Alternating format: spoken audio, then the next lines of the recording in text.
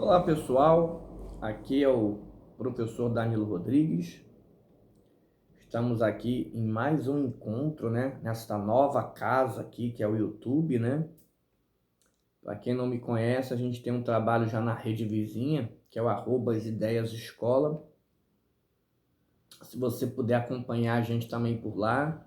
Mas por aqui também você pode curtir a gente aqui, seguir o canal para a gente poder, você poder ter acesso, às informações, aos trabalhos, aos projetos que a gente realiza aqui. E vamos falar de mais um assunto importante para quem é concurseiro, para quem está na área de educação, para quem está aí querendo, uma matrícula melhor, ou a primeira matrícula, ou a segunda matrícula. Então, para todos vocês, espero que aproveitem o encontro de hoje. E vamos falar de uma legislação que ela é praticamente básica, Cai em todo concurso público para a área de educação, que é uma área afim. Quem é da área de assistência social também aproveita muito, desses estudos para os concursos. Vamos falar um pouquinho sobre o Estatuto da Criança e do Adolescente, que é a Lei 8.069 de 1990.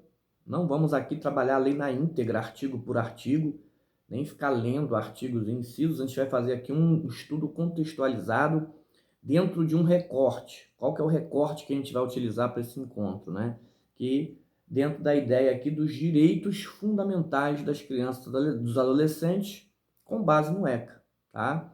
Então a gente não está estudando a lei toda e nem a gente vai ficar lendo aqui artigos e incisos na íntegra. A ideia é fazer um estudo contextualizado com um recorte nos direitos fundamentais das crianças e dos adolescentes para quem está estudando mais para a área da educação, Tem algumas áreas que ele tem que estudar mesmo a lei na íntegra. A educação cai ali dentro do que é aplicável à função de professor, ou de pedagogo, vamos dizer assim. É mais ou menos isso que a gente faz a partir da análise que a gente vê do que é cobrado nas questões de concurso aí.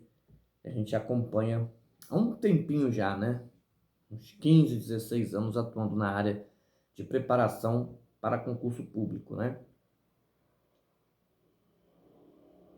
E eu falo que o ECA, que é uma lei de 1990, é um dos temas de concurso que mais levam as pessoas a errar, que tem o maior índice de erros, Por incrível que pareça. E por que, Danilo, você está dizendo isso? Simplesmente porque a nossa infância, quem é mais velho, das outras gerações, a gente não viveu dentro da realidade do ECA, da compreensão do que é o ECA. Ele não existia. Então, muitos de nós que somos mais velhos, a gente tem dificuldade de entender as mudanças nas concepções a partir do surgimento do ECA de 1990 para cá. Para você ver, a lei já vai fazer aí 90, 2000, 2010, 2020, já está quase se aproximando dos 40 anos. Só que muita gente ainda não conseguiu compreender o porquê que ela serve, qual o objetivo dela, qual a ideia de se ter um estatuto da criança e do adolescente. É mais ou menos esse um dos objetivos do encontro de hoje. Que você entenda a importância, por que foi criado e por que nós precisamos lutar para a manutenção do ECA. Já teve aí alguns movimentos querendo revogar, tirar o ECA, Hoje ele é de suma importância, principalmente para a área da educação, da área de assistência social, de saúde, Vocês vão saber um pouquinho no encontro de hoje. De uma forma geral, a legislação ela está muito ligada à compreensão que um país tem sobre um determinado assunto e principalmente o nível de maturidade daquela sociedade dentro do assunto qual a lei é responsável, E o Brasil tem sim um arcabouço legal dos mais modernos, dos mais antenados com os estudos da contemporaneidade e os mais alinhados às perspectivas dos direitos humanos, E com o ECA não foi diferente. O ECA ela vem com influência do Brasil, primeiro da Constituição Federal de 88, que é a redemocratização, a gente tem outras aulas explicando esse momento, muita importância, e acompanha os movimentos internacionais que já traziam aí, com a ajuda da Unesco, da ONU, discussões sobre a importância dos direitos da criança e do adolescente já para o mundo inteiro, E o Brasil surfou nessa onda de Constituição, de ONU, de Unesco, de movimentos internacionais de valorização dos direitos da criança e do adolescente e também atualizou seu arcabouço legal com o Estatuto da Criança e do Adolescente. Brasil hoje é, sim, um dos países mais contemporâneos e com a legislação mais em dia e mais atualizada dos grandes movimentos. Com o ECA, com a LBI, com a LDB, né? Nós temos um arcabouço legal bem rico, né? Que com o tempo vai dando impacto na prática. E o ECA deu e está dando impacto na prática nesses 30 anos, por mais que você não perceba, né? O primeiro ponto que a gente tem que pegar para começar a estudar o ECA é entender as mudanças nas concepções e o surgimento do ECA, né? Antes do Estatuto da Criança e do Adolescente, você tinha o Código de Menores, que era de 69, né? E trazia essa ideia de código como se fosse um mini código penal, onde o Estado só entrava, né, a partir do momento que esse adolescente já estava em conflito com a lei ou em situação de vulnerabilidade e abuso. Aí o Estado entrava, tipo assim, para remediar, e não para prevenir.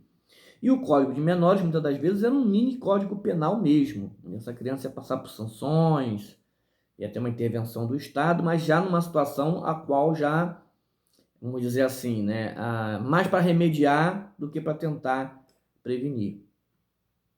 O ECA ele vai impactar a sociedade brasileira exatamente por essa compreensão diferente do Código de Menores, né?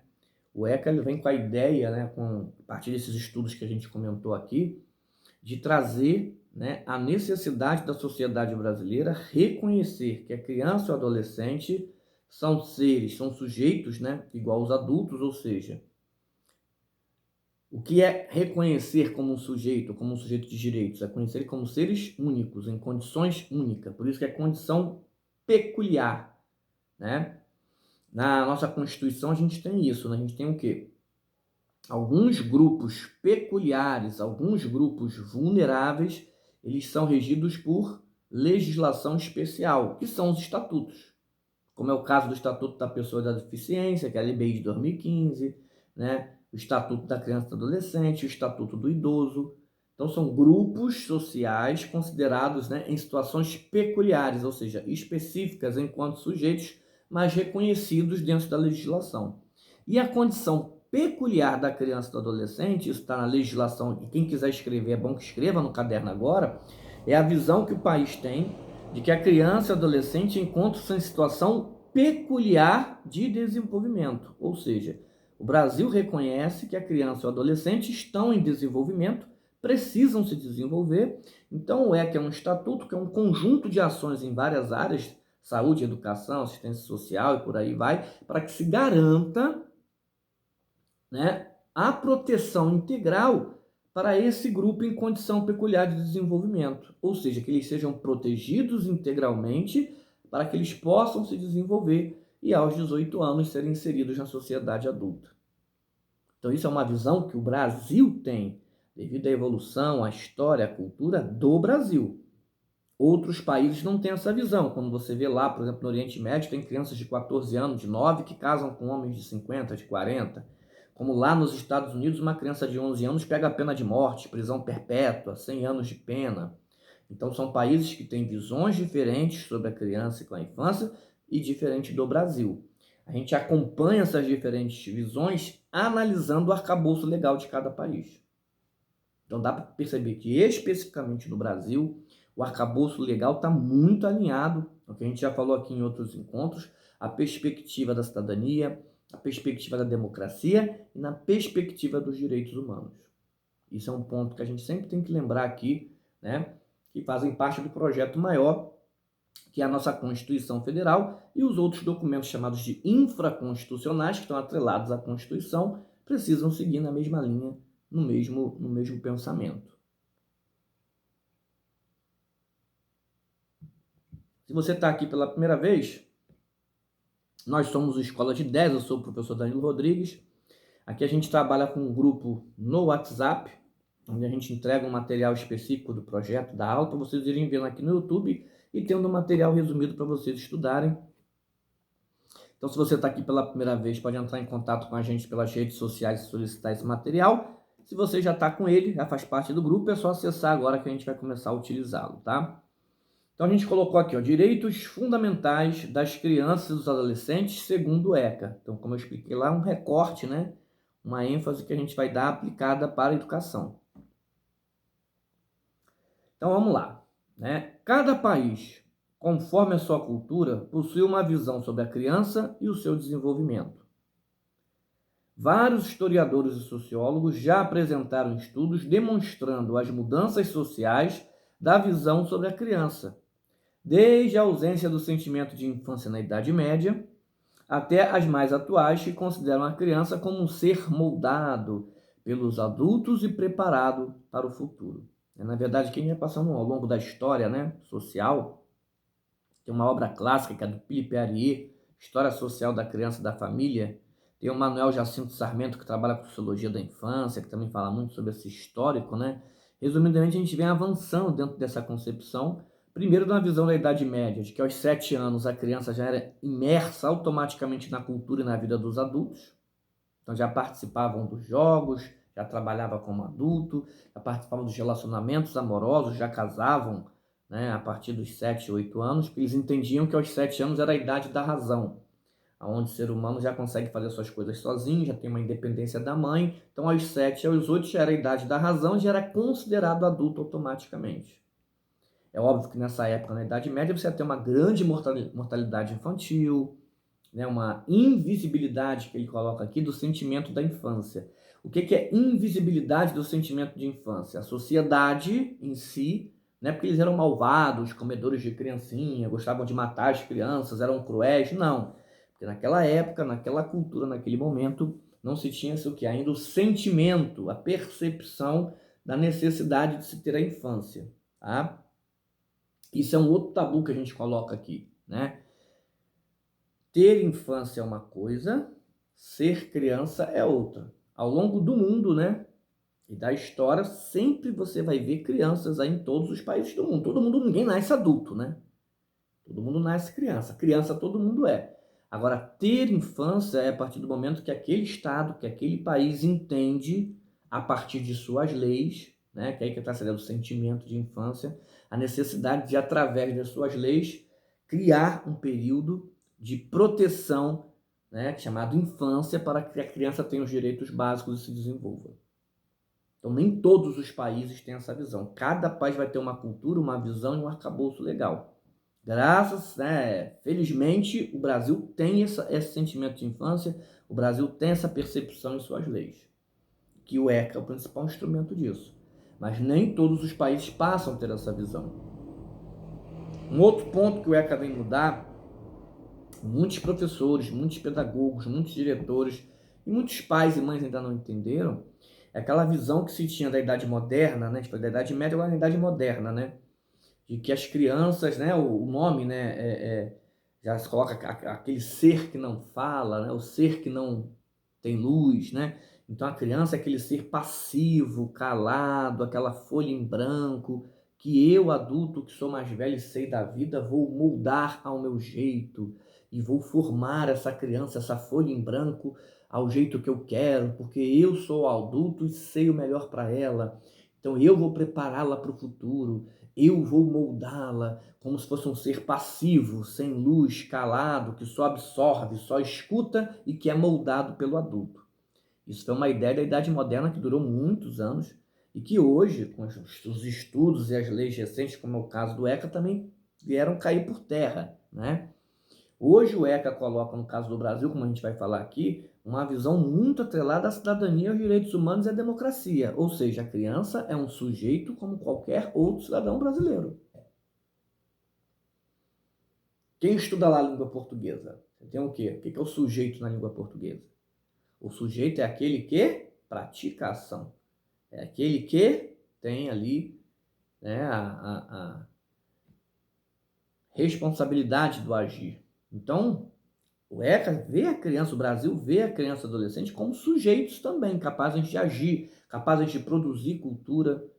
Isso cai muito em concurso, o reconhecimento da criança como produtora de cultura, quando ela cria uma brincadeira, quando ela cria uma forma de agir, quando ela pensa em algo novo, ela também está produzindo cultura. E principalmente o reconhecimento da criança como um sujeito, um ser único, assim como o adulto, e também tem os seus direitos específicos para a sua condição peculiar de ser em desenvolvimento.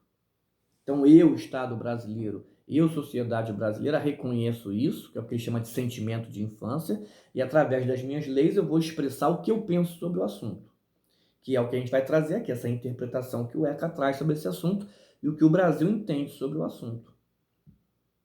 E é aí que vem os problemas. E aí você começa a errar, porque você tem a sua visão, a sua formação, que foi antes do ECA, e aí você discorda, já falei aqui do meu mantra para concurso público. Concurso público não quer saber a sua opinião.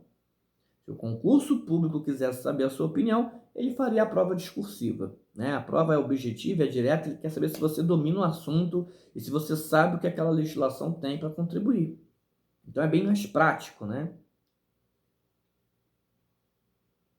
Então é importante que a gente entenda, né, quais são ali os princípios, as bases e o contexto da legislação e principalmente qual é a demanda que ela vem atender antes de começar a estudar na íntegra a lei e os incisos para decorar apenas.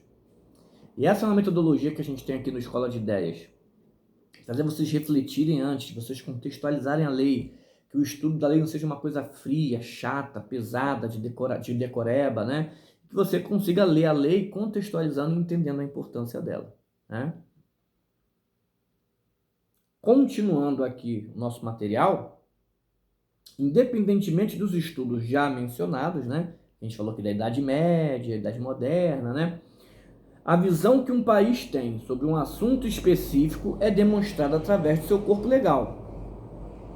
No caso do Brasil, os documentos legais recentes apresentam e defendem de forma explícita, tá, a visão da criança como um sujeito de direitos. Você tem que anotar. Hoje, o Brasil, a legislação enxerga que a criança, né, como um sujeito de direitos, com voz, com participação, com personalidade, com direitos básicos, né? Assim como adultos, outros grupos sociais, reconhecendo a infância como uma etapa da vida com características peculiares e um período essencial no desenvolvimento humano. Então, o Brasil enxerga hoje a criança como um sujeito de direitos. Por ser um sujeito de direitos, né, ela tem características peculiares da sua característica de infância, da infância garantida por lei, né? Qual a sua condição peculiar em relação aos outros? Ela é um ser em desenvolvimento. Então, para que ele seja um ser em desenvolvimento, ele precisa ter a proteção integral, esse conceito de proteção integral eu vou falar ainda, né? Para que ele possa se desenvolver. E aos 18 anos está aí como um cidadão, né, formado para a sociedade. Dentro do contexto de democracia, a família, a sociedade e o poder público são corresponsáveis por essa proteção integral.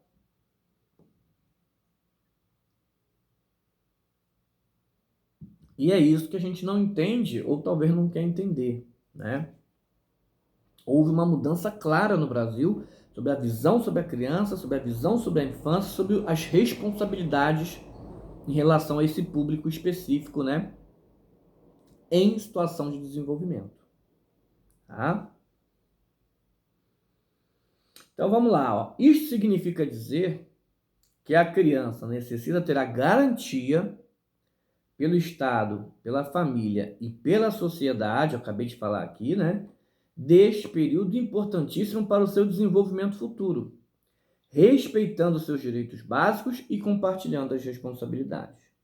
Então, quem é responsável pela proteção integral da criança e do adolescente é a família, que é a base principal de proteção, o Estado, o poder público, aí entra a escola, né? E a sociedade. De forma clara, com o Conselho Tutelar. O Conselho Tutelar é um órgão da sociedade, que representa a sociedade, por isso que são eleições, né? Mas qualquer cidadão pode denunciar, qualquer cidadão pode ligar para o Disque 100, qualquer cidadão pode ir ao Conselho Tutelar e fazer uma denúncia, que representa a sociedade. Então, a família, poder público onde a escola está inserida, e a sociedade. Esses três são corresponsáveis pela proteção integral, segundo o ECA. Então, se um aluno cometer um ato infracional, entrar em conflito com a lei, nunca que o ECA vai puni-los, porque o ECA não é um documento punitivo.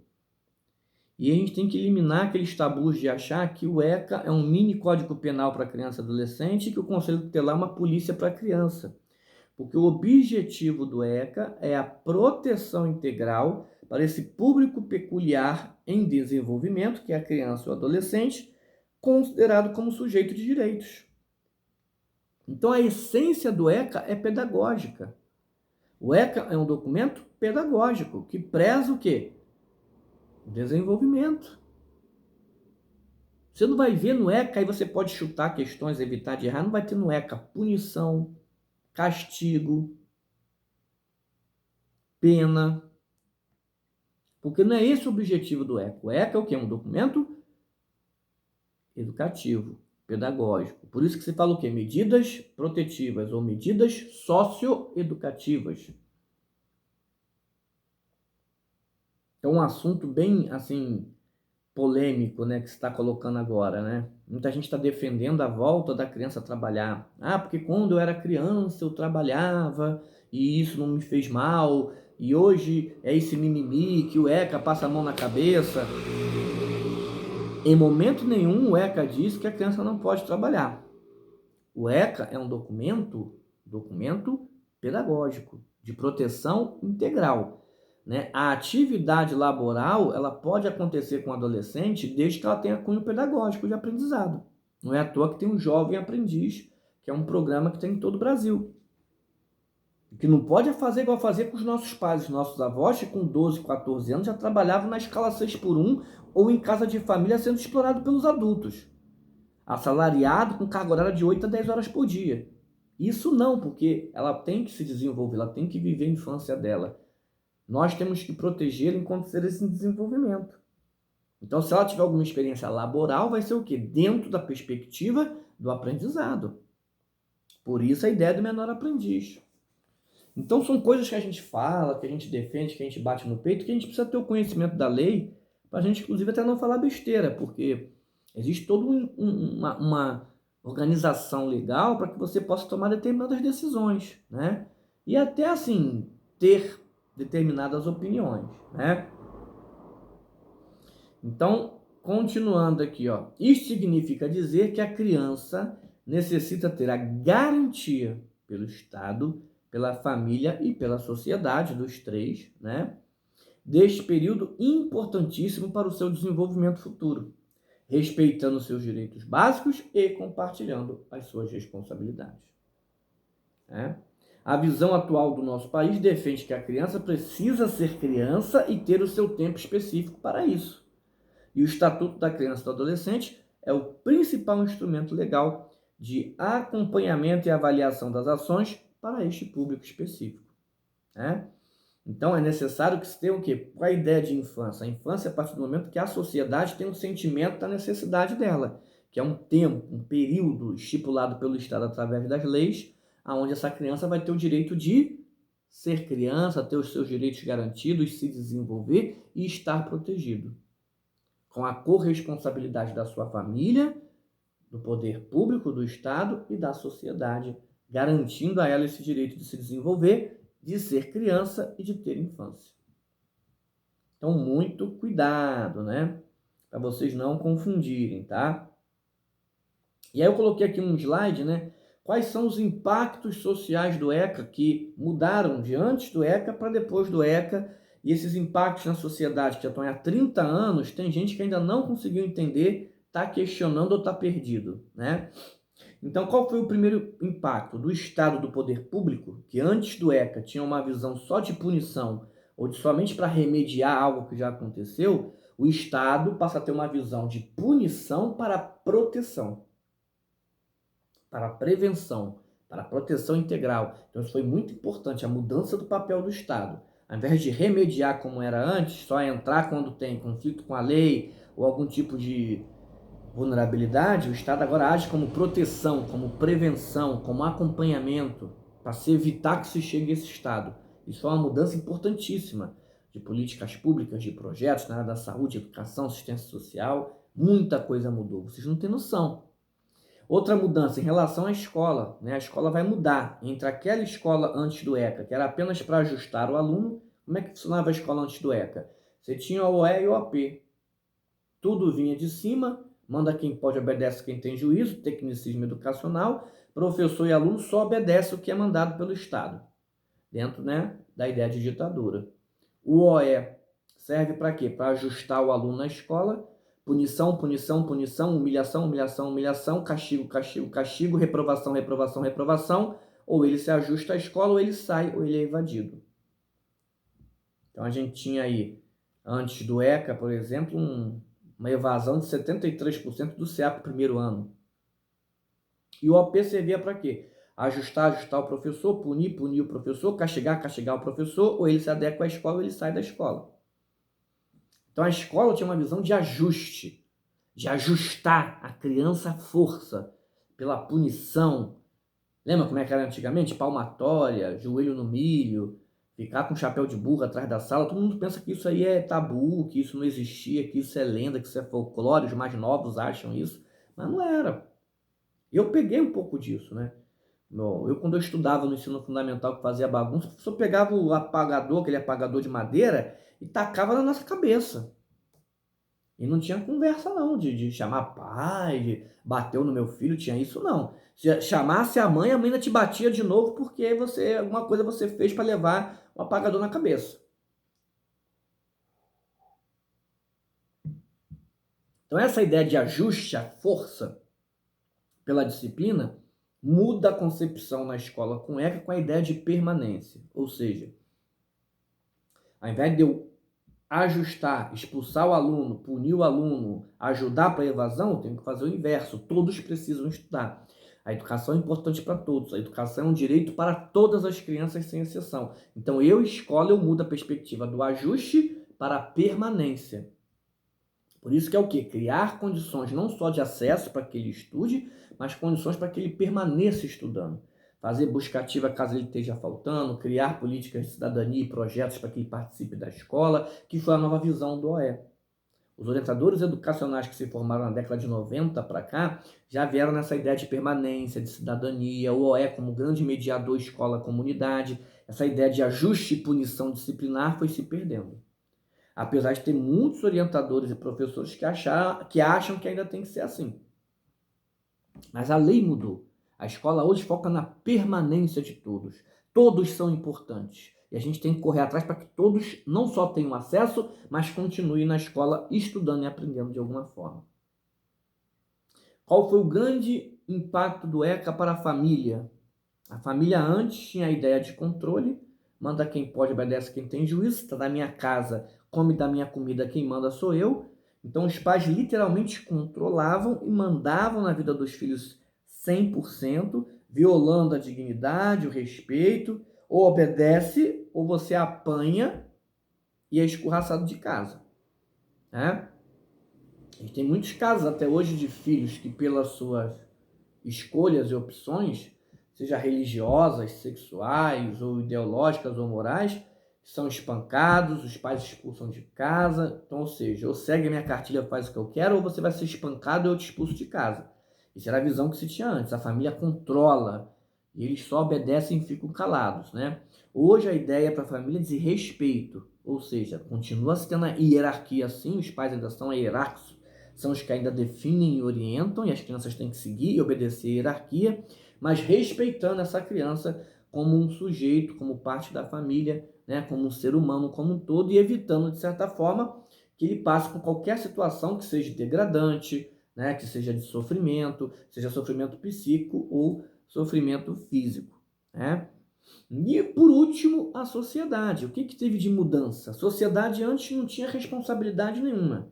As crianças e os adolescentes eram invisíveis para a sociedade. Ah, tem criança trabalhando de madrugada? O pessoal estava nem aí. Criança se prostituindo? Ah, tô nem aí. Criança abandonada na rua? Tô nem aí. Criança assaltando e usando drogas? Tô nem aí. Essa visão de invisibilidade. Hoje não, a sociedade, dentro da legislação, ela é responsável por zelar. Então hoje qual é o principal representante da sociedade que faz, né, que zela pelos direitos das crianças e dos adolescentes? O Conselho Tutelar. O Conselho Tutelar, ele representa a sociedade, ou seja, ele tem os seus membros eleitos e faz esse processo de acompanhamento, de aconselhamento, de solicitar serviços públicos. Vamos falar sobre o Conselho Tutelar aqui hoje. Mas, além disso, você, enquanto sociedade, pode fazer uma denúncia, você, enquanto sociedade, pode ligar para o Disque 100. Então, você também é responsável pela sociedade. Você também é responsável por zelar. Isso não se tinha antes, era apenas uma visão de invisibilidade. Vocês estão vendo que eu não estou lendo nenhum artigo, nenhum inciso com vocês. Toda essa parte de contextualização para vocês entenderem a importância da lei. Assim que vocês começarem a ler os artigos, vocês vão entender. Ah, agora eu estou entendendo porque está escrito isso aqui na lei. Porque o Danilo fez a contextualização para mim. Agora eu entendo o objetivo da lei. Agora eu sei para que ela foi criada. Agora eu entendo qual é o princípio maior.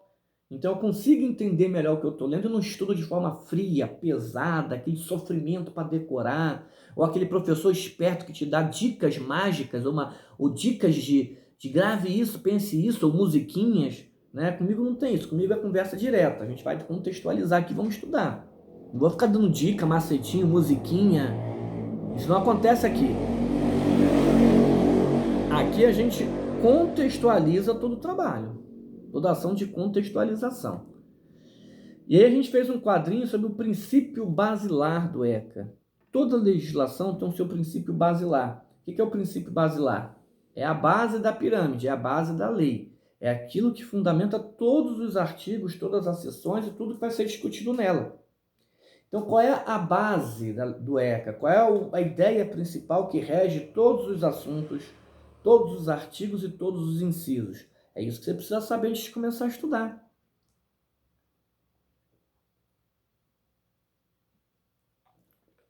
O princípio basilar do ECA tem como base que a gente fala da proteção integral. Esse é o princípio basilar. Todos os artigos e incisos vão ter como base essa ideia de garantir a proteção integral para a criança e adolescente para que eles possam se desenvolver e ter a infância deles. É para isso que o ECA serve. É esse o objetivo da legislação. Então, quem é da educação infantil vai entender um pouco melhor. Talvez os outros demorem um pouco mais para entender. O que significa a proteção integral? Que não é a ideia só da proteção física. O ser humano ele é composto de várias dimensões. Então, assim como o poder público, a família e a sociedade precisam garantir a proteção integral de crianças e adolescentes. Ou seja, a proteção física, emocional, social, afetiva, cognitiva, emocional. Então, a proteção integral não é só física, mas de um conjunto de elementos que compõem as dimensões do ser humano, do desenvolvimento do ser humano. Então, físico, por isso vem os artigos dos direitos fundamentais. Dignidade, respeito, saúde, cultura, educação, lazer, liberdade.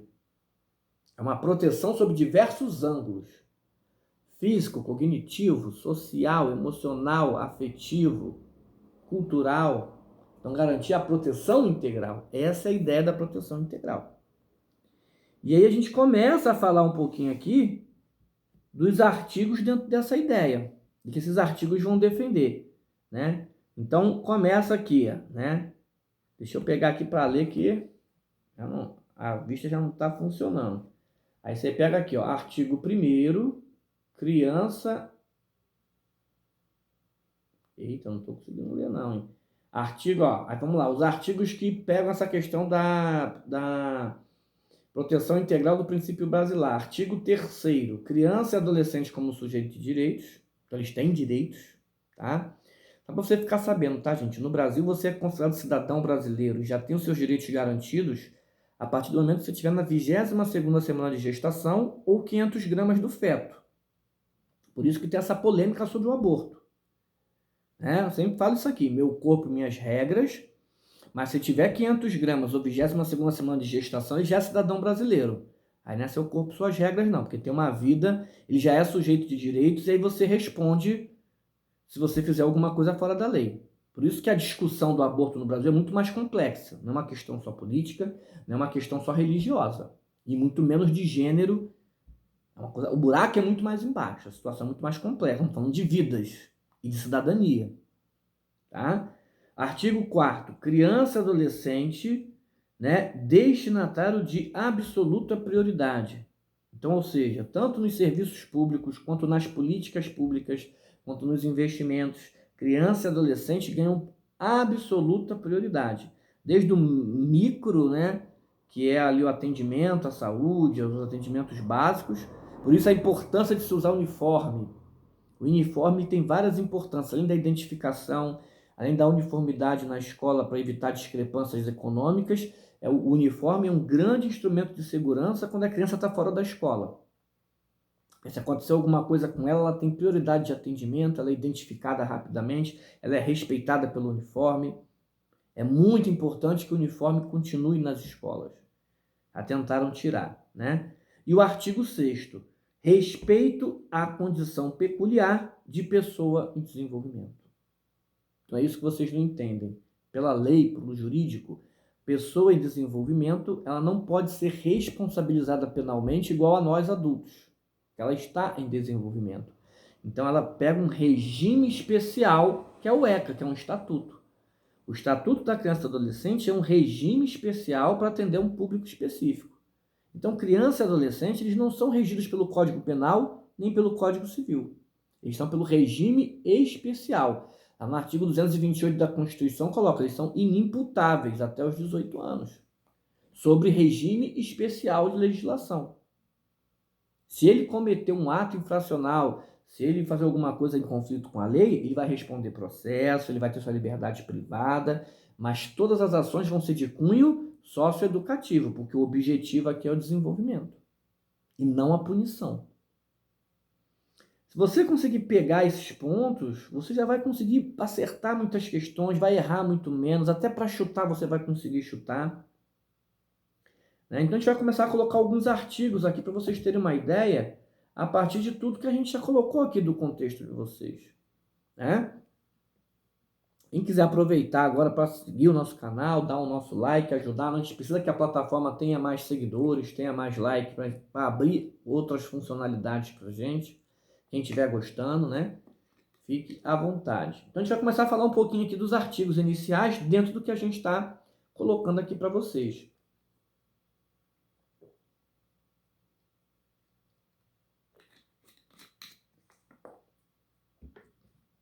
Então vamos lá. A visão recente contemplada pelo Estatuto da Criança e do Adolescente considera todas as crianças, sem distinção, sujeito de direitos, com a garantia da sua proteção integral. Visão que supera a legislação anterior, o Código de Menores, 1979, eu sempre erro, é 79, não é 69. Que garantia direitos apenas para as crianças em situação irregular, ou seja, infratores ou em situação de risco social. Já no artigo 2º, o ECA define o que é ser criança e adolescente no Brasil. Isso é uma questão clássica de concursos, Por que tem que se definir o que é criança e o que é adolescente? Porque a forma e o tratamento dado é parecido, mas com ênfases diferentes dentro dessa visão. Então vamos lá, considera-se criança, para efeitos da lei, a pessoa até 12 anos incompletos. Então, até 11 anos e 364 dias é considerado criança. Completou 12, até 18 já é adolescente. Por que, Danilo, que tem essa divisão? Uma visão bem clara para você entender como que o país vai enxergar tanto a criança quanto o adolescente. Ou seja, até 12 anos é considerado criança. Ou seja, criança no Brasil, ela não pode ser responsabilizada por nenhum dos seus atos. Porque ela é um ser em desenvolvimento, ela precisa de proteção integral. E família, poder público, onde entra a escola e a sociedade, são corresponsáveis para garantir essa proteção.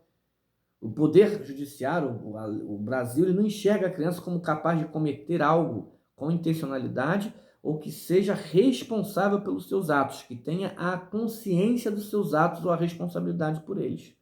Então, jamais você vai ver, como vê nos Estados Unidos, uma punição para uma criança, prisão perpétua, punição, pena de morte, 100 anos de cadeia. Isso não existe no Brasil, porque a compreensão da legislação da sociedade brasileira é outra.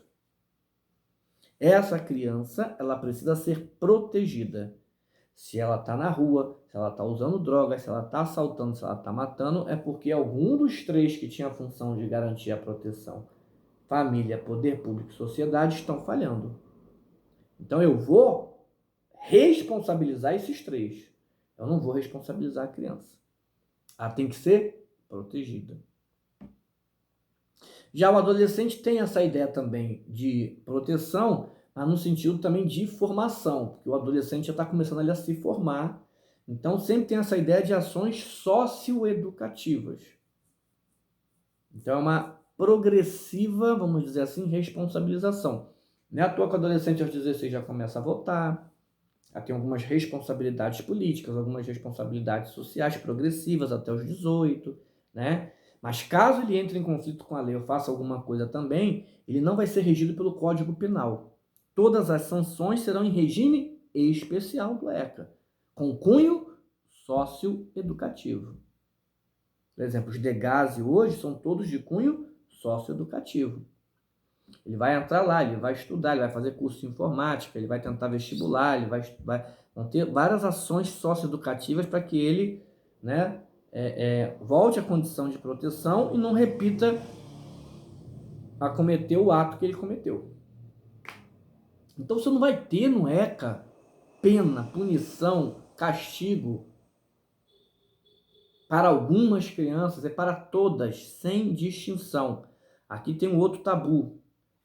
Conselho tutelar e ECA é para criança pobre, é para criança órfã, é para marginal, é para pivete. Isso é puro preconceito e arrogância. Nas escolas, o que tem de pais da classe média alta e elite, onde o conselho tutelar está trabalhando forte, não é à toa que você pega grandes escândalos na televisão de políticos, pessoas famosas e influentes sendo presas infringindo os artigos do ECA. Criança de classe média sendo jogada do prédio, sendo morta, sendo espancada no elevador. Crianças de classe média alta.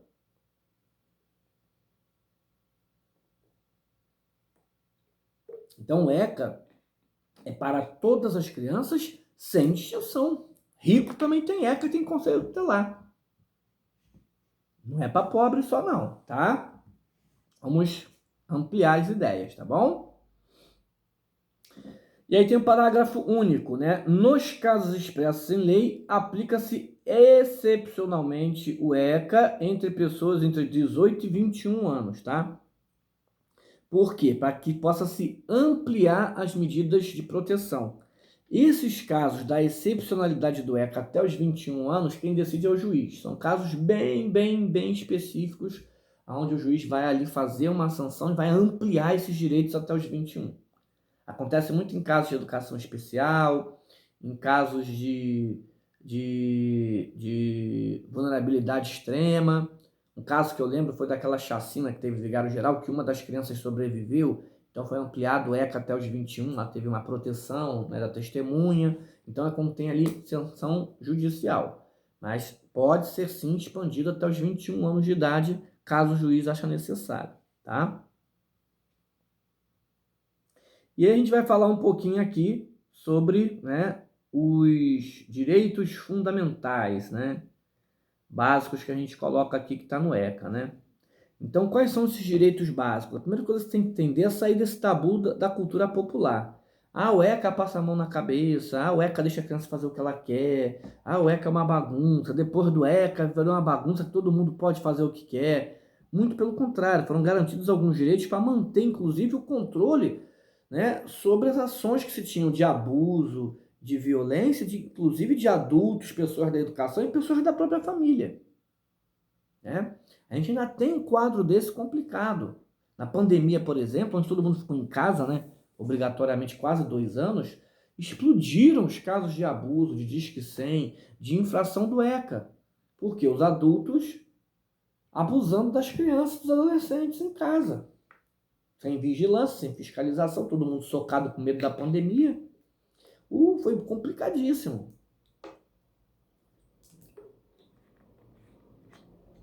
Vocês entenderem um pouco a necessidade do ECA.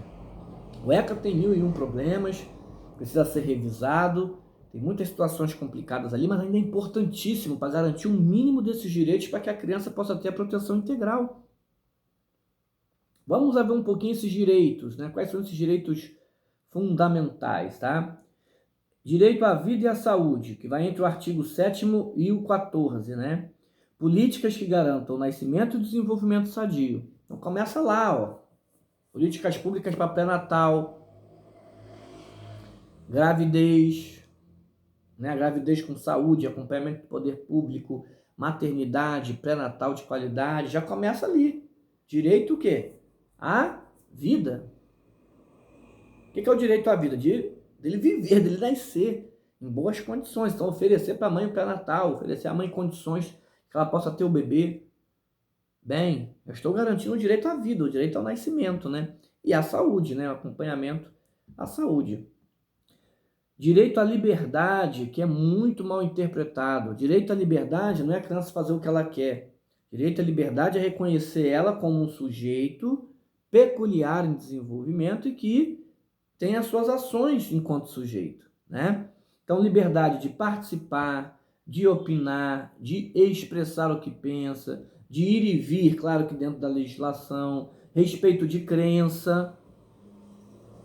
É claro que a gente orienta aqui, é importantíssimo que a família dê uma orientação religiosa para a criança. Ninguém aqui está cerceando o seu direito de fazer com que o seu filho siga a sua religião. E tem que fazer isso, não pelo contrário. Agora, pode acontecer de ir lá na frente ele optar por outra. E eu não posso aí forçar a barra de uma situação, tenho que respeitá-lo enquanto suas decisões, né? O principal que acontece aqui no direito à liberdade que o pessoal esquece, direito ao refúgio, ou seja, a criança ou adolescente pode a qualquer momento dentro do seu direito à liberdade pedir ajuda ao poder público, à sociedade. Tem muitos casos aonde a criança vai ao conselho tutelar e pede refúgio. Eu não quero mais morar em casa. Tá muito ruim morar em casa. Ou a própria escola, ou algum vizinho. Então isso está dentro do direito à liberdade, dela pedir refúgio. Não quero mais ficar com a minha família, quero ficar, preciso de ajuda. Vocês pensam que não? É o que mais acontece. Então o direito a pedir o refúgio também está dentro do direito à liberdade conforme o ECA, tá? Direito ao respeito, que muita gente não entende, né? Respeito à sua integridade física, psíquica e moral, né? Respeito à personalidade, ao sujeito. Se ele está ali se formando, né, um adolescente, está formando as ideias, as crenças, as visões, as escolhas, os gostos.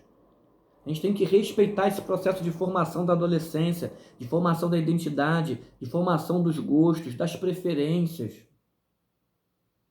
A gente não pode, né? O que a questão do respeito tem a ver aqui, né? Você não violar a integridade dele. O que é violar? Forçar ou fazer algo que ele não queira fazer. Isso é uma violência. Violência é o quê? Quando você é obrigado a fazer uma coisa que você não quer fazer. E você faz de forma forçada. E aí está muito próximo aqui com o direito à dignidade, que é o artigo 18. Salvo de qualquer tratamento desumano, violento, aterrorizante, vexatório ou constrangedor.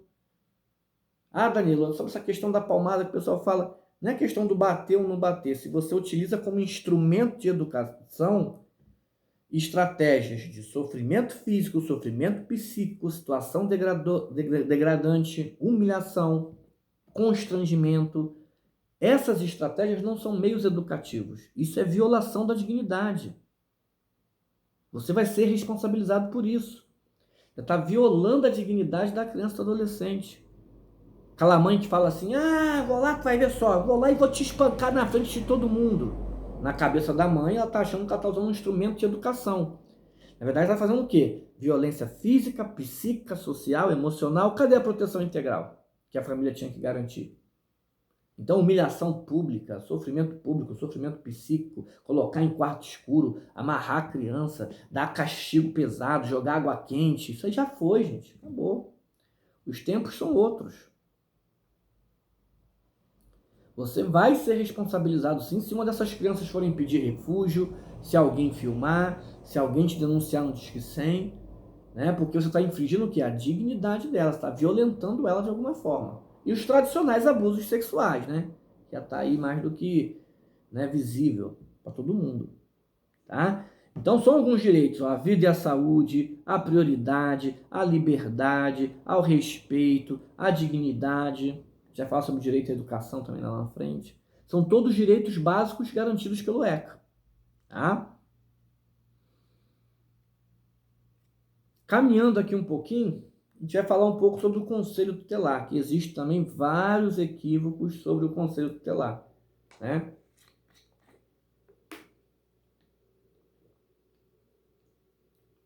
Primeiro, que o Conselho Tutelar não é uma delegacia para criança e o Conselheiro Tutelar não é uma polícia para a criança, tá? O Conselho Tutelar representa a sociedade, é um grupo de pessoas da sociedade que são eleitas, tem que ser eleição democrática, eleição. Não é indicação de político, não é indicação de amigo, de poderoso, não. É eleição. Só pode ser conselheiro, você passa por uma triagem social, você vai disputar uma eleição, você tem que ser eleito pela sociedade para ser conselheiro. Porque o nome já diz, conselho, conselho tutelar, conselho de tutela. Um grupo de pessoas da sociedade que se organizam em conselho para zelar e proteger o público de crianças e adolescentes. Tá? Lá no artigo 131 coloca, ó, o Conselho Tutelar é órgão permanente e autônomo. O que é isso? Permanente. Nenhum prefeito, nenhum deputado, nenhum juiz pode chegar e falar: a partir de hoje acabou o Conselho Tutelar no Brasil. Isso é previsto em lei, ele é permanente, ele é órgão da sociedade, tá? Autônomo, não jurisdicional, ou seja, ele não tem essa subordinação, né? A jurisdição, a poder executivo, a poder legislativo, ele só presta, né? Vamos dizer assim, ele presta serviço, assim, né? Condições de serviço ao poder judiciário, que está acima dele. Então, os conselheiros trabalham muito com o poder judiciário. Então, assim, eles atendem, eles informam o Poder Judiciário sobre as fragilidades e eles são cobrados do Poder Judiciário sobre as ações. Aí sim, fora isso, eles são permanentes, autônomos, né? Não tem jurisdição, são, né? A ideia é essa, que você tem o controle da sociedade. Encarregado pela sociedade, então muita gente acha que o Conselho Tutelar da Prefeitura, é do Poder Executivo, é do Poder Legislativo, é do vereador. Não é, cuidado, tá? Encarregado pela sociedade, tá? De zelar pelo cumprimento dos direitos da criança e do adolescente definidos nesta lei. Então, muito cuidado, tá? Tem como principais atribuições, tá? O atendimento e o aconselhamento inicial de crianças, adolescentes e responsáveis, a realização dos encaminhamentos necessários para cada caso conforme a legislação, a solicitação de serviços públicos básicos para a garantia dos direitos e representando, quando necessário, juridicamente as partes interessadas, né? Então, o Conselho Tutelar tem outras atribuições lá no artigo 131, mas de uma forma geral ele não é órgão executivo e não é órgão deliberativo, né? De criar legislação, né? Ele até tem um órgão deliberativo, mas não é no sentido político, no sentido de zelo pelos direitos básicos da criança e do adolescente. Então, o que eles vão fazer? Aconselhar, advertir, encaminhar para tratamento. Qualquer encaminhamento do Conselho Tutelar é prioridade. Lembra do artigo 4º? A criança, né, tem a prioridade absoluta. Qualquer solicitação do Conselho Tutelar tem que ter prioridade. Então, o diretor de escola que se recusar a matricular aluno, por mais que a sua turma esteja cheia, você pode ser responsabilizado. Porque ele tem a prioridade, porque entende que ele está zelando pela dignidade daquela criança. E que aquela criança precisa estudar na sua escola, mesmo que ela esteja cheia. Então ele faz advertência, né, aconselhamento, encaminhamento para serviços públicos, que ele tem prioridade, né, atendimento à solicitação, né, de encaminhamentos, representar perante o juiz, dependendo da situação, mas ele não executa, ele não cria política pública, ele não faz balanço, né, ele não pune, ele vai assim encaminhar diretamente ali para as instâncias necessárias jurídicas que tem que ser feito, né? Então ele faz o quê? Função de zelar, né, de garantir o quê? A proteção integral, uma ação preventiva, a ideia é essa, tá? Vale destacar que o Conselho Tutelar é um órgão de controle social. Logo, tem as suas decisões respeitadas, tá? E a escolha dos seus membros passa por um processo de lisura social para o cargo. Não é qualquer um que pode ser candidato a conselheiro tutelar. É feita uma pesquisa, tem pré-requisitos sociais para que você possa ser candidato a conselheiro tutelar. Então, muito cuidado com isso, né? E a função que ele tem, né? Representando a sociedade, a cada cidadão pode fazer a denúncia ao Conselho Tutelar, ligar para o Disque 100, fazer uma denúncia para o Ministério Público. A sociedade ela tem que zelar como um todo também. Tem o seu conselho principal, que é o tutelar, mas qualquer cidadão pode fazer isso, pode ligar para o Disque 100, pode fazer uma denúncia. Inclusive deve, né? Como responsabilidade também, como corresponsabilidade, né, da garantia dessa proteção integral.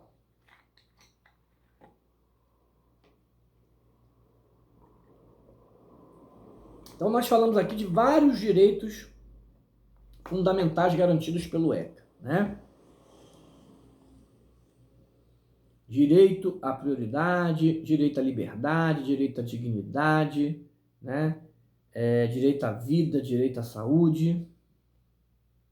Todos esses são direitos fundamentais, né? Direito à liberdade, à dignidade, ao respeito. E vamos finalizando aqui falando aí do direito à educação. O que o ECA coloca como direito à educação, né? É claro que a educação é um dos pilares, vamos dizer assim, do desenvolvimento humano, né? E dentro dessa concepção de proteção integral e de desenvolvimento, né? A educação é importantíssima, né? E aí o artigo 53 é um dos artigos que mais caem em concursos públicos, né? O artigo 53 do ECA materializa a visão da criança como um sujeito de direitos na escola, eliminando aquela concepção que muitos professores ainda têm do aluno passivo, que deve obedecer a todas as regras, sem se expressar, aceitar o trabalho a ser realizado na escola sem direito à participação, né? Uma das coisas que a gente já discutiu aqui em outras oportunidades, no próprio YouTube, sobre a função social da escola e a democratização da escola pública. Então passa pelo ECA também o reconhecer a criança e o adolescente como sujeitos e não o aluno como aquele aluno passivo que só o professor manda, né? O professor não dá oportunidade do aluno dar opinião, de se expressar, de contestar, de questionar, porque ele começa a perseguir, né? Começa a correr atrás desse aluno aí que, de certa forma, está questionando o seu trabalho. O professor como ser inquestionável acima do patamar.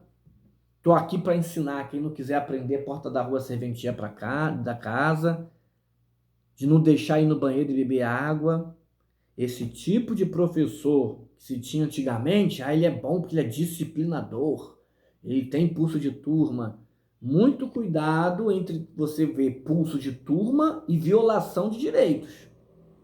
Porque se passar por algum tipo de situação humilhante, vexatória, de sofrimento psíquico, físico ou emocional, constrangimento, humilhação, você, senhor professor, vai ser responsabilizado, vai perder sua matrícula e vai ser responsabilizado, inclusive, penalmente.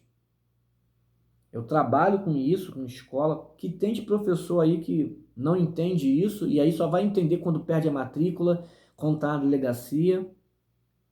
Os tempos mudaram. A visão sobre a criança, adolescente mudou. E a escola também vai mudar, né? Então, respeito. Respeitar. O que é respeitar? Respeitar o aluno enquanto sujeito, né? Ele fazer o que quer na escola, né? O aluno tem o direito de ser respeitado.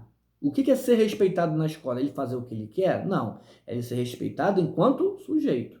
Com direito à participação, à contestação do critério avaliativo, né? E acesso à escola. São os direitos garantidos pelo ECA. Então, um dos direitos garantidos, participação na vida política da escola. Ou seja, a escola tem que abrir espaços de participação para os alunos. Participação no conselho de classe, no conselho escolar que rege a direção. Quando você faz a seleção dos alunos e representantes de turma, você está dando a ele o direito de participar da vida política da escola. Eleição de representantes, participação em conselho de classe, participação em conselho escolar. Isso não é balela, não, isso é direito. Isso é direito do aluno. O aluno tem o direito a contestar critérios avaliativos. Ou seja, Danilo, então ele pode mandar em mim enquanto professor e vai mudar a nota? Não. Ele tem o direito, como qualquer cidadão, de tentar entender quais foram os seus critérios de avaliação. O que é o contestar? É pedir para a escola que o professor explique os critérios avaliativos dele e como que ele chegou àquela nota. Ou pedir uma revisão de avaliação, que o professor possa avaliar novamente a prova dentro do que ele está colocando ali, o ponto novo. Não é tirar a autoridade do professor, não é fazer o que quer, não é avaliar o professor, não é obrigar o professor a dar nota. É dentro dessa concepção de respeito ao aluno como condição de sujeito. Dentro desses pilares de democracia, de cidadania. O artigo 55 define a obrigação dos pais e da família de matricular as crianças da escola a partir dos 4 anos de idade. Já falamos isso também quando a gente falou sobre a LDB, é obrigação dos pais matricular. Tá? Não é opção, não, é obrigação, é direito da criança ter acesso à educação. Então, de uma forma geral, é isso que tem dentro da escola que o professor precisa entender. Hoje, o aluno ele tem que ser respeitado como sujeito, ele tem direito à participação política, à expressão, a contestar os seus critérios. Claro que tudo dentro do respeito e da hierarquia. Você não perdeu o seu respeito. Você não vai deixar o aluno fazer o que ele quer. Você não está abaixo do aluno. Você continua dentro da sua autoridade. Mas a sua visão tem que ser outra. Principalmente da relação de professor e aluno. A visão de que são dois sujeitos, mesmo numa situação hierárquica diferente, mas dois sujeitos que têm direitos e deveres iguais. E que se respeitam enquanto sujeitos, né? O artigo 56 vai falar da responsabilidade dos diretores, né? Dentro dessa ideia, a escola representa o poder público e é corresponsável por zelar pela proteção integral de crianças e adolescentes. Então a escola não pode ser omissa. Uma coisa que eu sempre falei aqui em anos de profissão, dificilmente você vai ver alguém ser punido porque errou trabalhando. Errar é humano. Basta você trabalhar que você vai errar. O que eu vi na minha humilde experiência foram várias pessoas respondendo na justiça por omissão. É você saber que você tinha que informar, é você saber que tinha que tomar tal procedimento, tal decisão, você sabia disso e não quis fazer. A omissão, ela é, assim, de forma radical castigada pelo Poder Judiciário. Se ficar comprovado que você foi omisso, que você sabia da sua responsabilidade, sabia o que tinha que se fazer, e você não fez, aí você é muito responsabilizado. Errar, todo mundo erra. Então, quais são as responsabilidades no artigo 56 dos diretores de escola do ensino fundamental, né? 1. Comunicar, né, ao Conselho Tutelar os casos de maus tratos envolvendo seus alunos. O que eu vejo na escola? Ai, Danilo, mas eu não sei se é maus tratos, se não é. Aí eu falo, encaminho para o conselho, eles chamam o pai lá, dão uma advertência para o pai, e depois não é. Como é que eu vou ficar com os pais do aluno? Eu vou ficar com a cara de taxa, eu vou ficar envergonhado. Você está cumprindo a sua função. Se você tem a suspeita, se você tem algum indicador, você tem que comunicar ao Conselho Tutelar, porque você, Conselho Tutelar, você que representa o Estado, Conselho Tutelar e sociedade tem que caminhar junto para o zelar. Por mais que você tenha que ser equivocado, que você não tenha comprovado, ok, mas você fez a sua parte de informar. Outra coisa que eu escuto muito, tô cansado de mandar coisa para o Conselho Tutelar, eles não fazem nada, agora eu não mando mais. Continue mandando, continue informando. Se o Conselho Tutelar não está fazendo, ele vai se ver depois com o Poder Judiciário. O que não pode é você deixar de informar, porque aí você vai ser considerado omisso. E aí você vai responder de forma bem pior. Então, mesmo que você esteja em dúvida, encaminhe para o Conselho Tutelar, informe, faça a sua parte por zelar preventivamente pela proteção da criança e do adolescente. Porque aí lá no Conselho Tutelar eles vão chamar o pai, vão investigar, se ele não foi, ok. Mas você fez a sua parte. Né? 2. Reiteração de faltas injustificadas e de evasão escolar, esgotados os recursos da escola. Isso também é um outro problema. A escola, você tem que esgotar os recursos, né? Já chamou o pai, fez busca ativa, já investigou e tal, esgotou, aí você encaminha para o Conselho Tutelar. Não é de primeira, faltou uma vez, encaminha para o Conselho Tutelar. Lá tem o FICAI, tem os 10 dias intercalados ou diretos, né? Mas é esgotadas as ações da escola. Você não consegue mais? Aí você encaminha para o Conselho Tutelar. E 3, elevados níveis de repetência. Isso é perigosíssimo, porque eu sempre falei isso, existe um tabu perverso das escolas, que eu não sei de onde isso veio, né? De esperar o aluno ficar reprovado 3 anos para tomar alguma decisão. Se esse aluno não consegue ser aprovado, se ele está com elevados níveis de repetência, foi reprovado 1 ano, 2 anos, tem que ser encaminhado ao Conselho Tutelar para investigar e ver o que está acontecendo. Não é normal para uma criança ou um adolescente ficar 1, 2, 3 anos reprovado. Precisa investigar, ver se é uma coisa de saúde, se é algum problema na família, se é algum exame que tem que ser feito, se é alguma ação que tem que ser tomada na área da assistência social, da saúde, da segurança. O que está acontecendo? Porque não é normal ele ficar reprovado 1, 2, 3 anos. Eu não posso deixar chegar esse patamar de 3, 4 anos de reprovação. Eu tenho que informar o conselho. Lembra que vocês estão parceiros? Poder público, escola, sociedade, conselho tutelar e família, vocês são parceiros. Um tem que ajudar o outro. Então, elevados níveis de repetência também, né?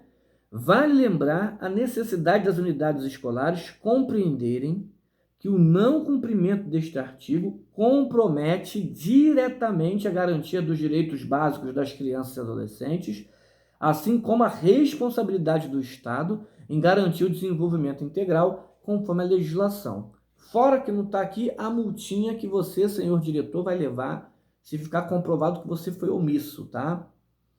Ser arrolado penalmente você não vai, mas se for comprovada a sua omissão enquanto diretor de escola, você vai pagar uma baita de uma multa, que eu não lembro mais quanto é não, mas é uma multa pesada que o senhor diretor vai se lembrar pelo resto da vida, tá? Se for comprovada a omissão do diretor de escola, ele paga multa severa por essa ação, tá? Para finalizar aqui do artigo 53 ao 59, a gente fez um quadrinho, né, do direito à educação. Então aqui, né, o direito da oferta, né, que é direito de todos, né, de ter acesso à educação, principalmente a partir dos 4 anos, ali próximo da sua residência, né.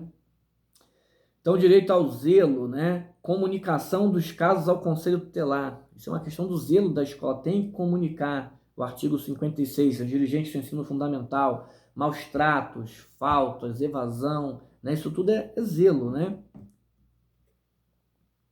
Outra coisa aqui, pesquisas para inserção de inserção de excluídos no ensino fundamental. Então, investigar a evasão, fazer busca ativa, observar os motivos que levam à evasão no ensino fundamental, né?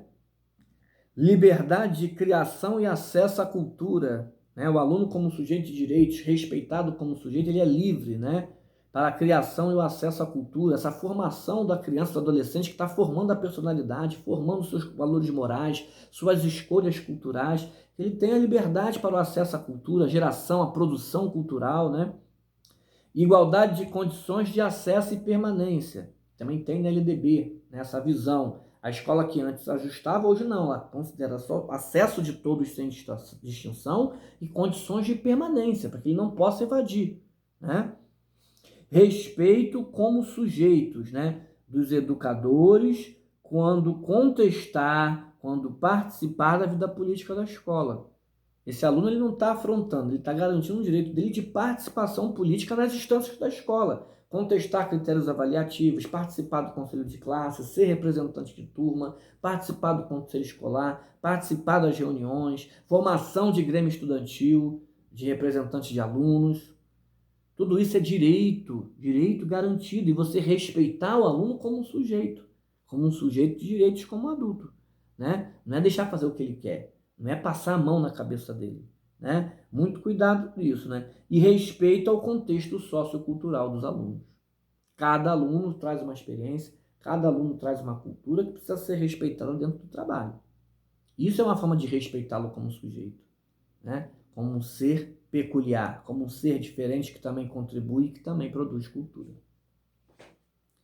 A gente está finalizando esse encontro de hoje. Vale lembrar, gente, que não era objetivo aqui ler a lei na íntegra, ler os incisos na íntegra, mas sim te ajudar a contextualizar, compreender e entender a base da legislação, né? É óbvio que a gente passou aqui por vários artigos, né, os principais que garantiam os direitos básicos, que a gente fez esse recorte, né, o ECA dentro do quê? Dos direitos fundamentais, direitos básicos para criança e adolescente.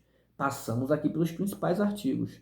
É importante que você faça um estudo e uma leitura já com essa contextualização aqui, para que você entenda um pouco melhor o objetivo da lei, a ideia da lei, para que você possa, né, até na hora de fazer as questões, acertar, fugir de pegadinha, chutar também não é simples, mas que possa ajudá-los de alguma forma a não só aprender com a legislação, mas contextualizá-la, entender a importância dela e principalmente do seu impacto prático lá na sua sala de aula, lá no seu dia a dia. Eu sou o professor Danilo Rodrigues, isso aqui é o Escola de Ideias. Quem puder dar um like, seguir a gente aqui pelo YouTube para facilitar. Estamos na rede vizinha, @ideias escolas. Foi um prazer tê-lo aqui se foi a primeira vez. Se você já estuda com a gente há um tempo, muito obrigado pela sua confiança e que você possa voltar nos próximos aqui, né? A nossa nova casa, que é o YouTube, tá bom, gente? Um grande abraço e até a próxima, se Deus quiser. Fiquem com Deus.